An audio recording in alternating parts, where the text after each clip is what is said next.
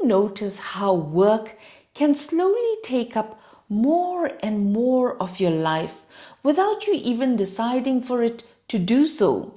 Your weekdays are full. Your weekends start becoming recovery time. And before you realize it, there's very little in your life that isn't connected to work. And the strange thing is, even when you rest, you don't always feel restored. If you work in a demanding professional environment where your thinking, energy, and output matter, this becomes so important because over time, work doesn't just use your time, it uses your energy. After 30 years working inside corporate environments, I've seen this pattern many times. Capable, responsible professionals who are doing well on the surface but are slowly becoming depleted underneath. Not because they are doing something wrong, but because nothing in their life is actively restoring them. We often think of hobbies as something optional, something you do if you have time, something extra. But a hobby, when it's the right one for you, is not extra. It's a source of energy. And that energy doesn't stay in the hobby. It carries into how you think, how you work, and how you show up. And you know what? This is where I had to challenge my own thinking because I never really saw myself as someone who had hobbies. I've always been someone who enjoys reading. That's probably the closest thing I had to a consistent hobby over the years. But beyond that, I wouldn't have described myself as a hobbies person. Recently, I started doing something different on the weekends. I go walking on trails in nature, and after that, I go and paint at a nearby venue. And I notice something interesting. It's not about being good at it. It's not about producing something perfect. It's about doing something that has nothing to do with work. Something physical, something creative, something that allows your mind to slow down. And what I started noticing really surprised me because the benefit didn't stay in the activity. It carried into the rest of my week. I found myself feeling more refreshed going into a Monday, less mentally heavy, more open, more patient, and it made me ask a very simple question.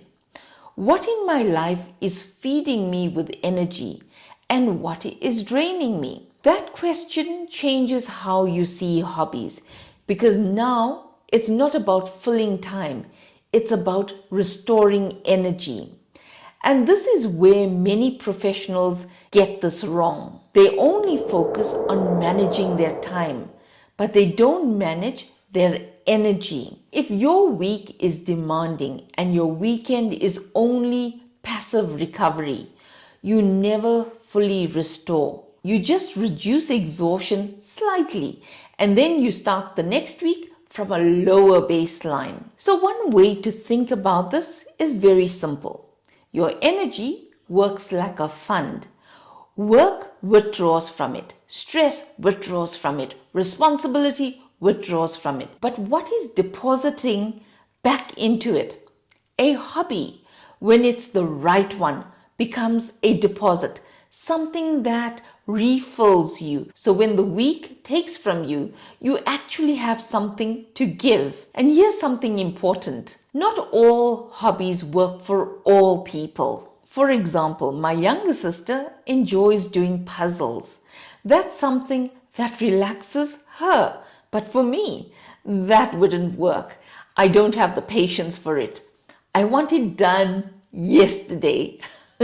And that's the point. What restores one person may not restore another person. Some people enjoy baking and cooking.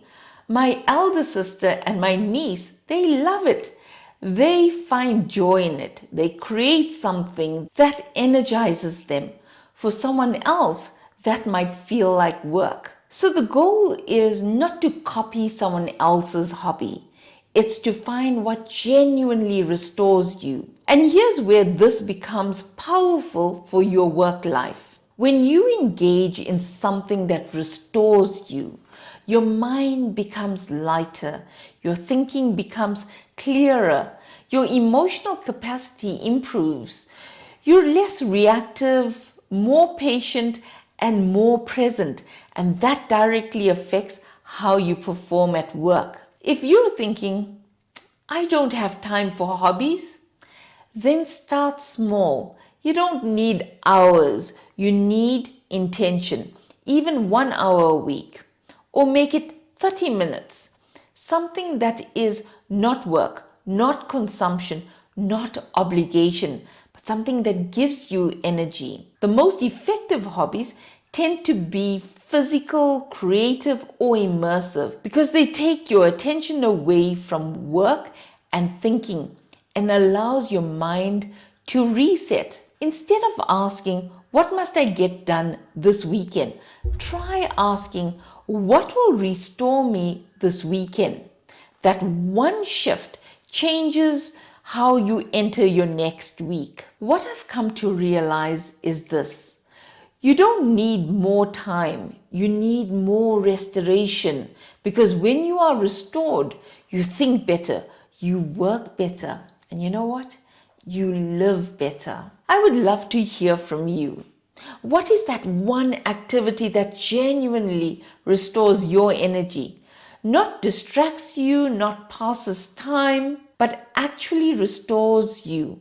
Write it in the comments below. So sometimes improving productivity isn't about doing more.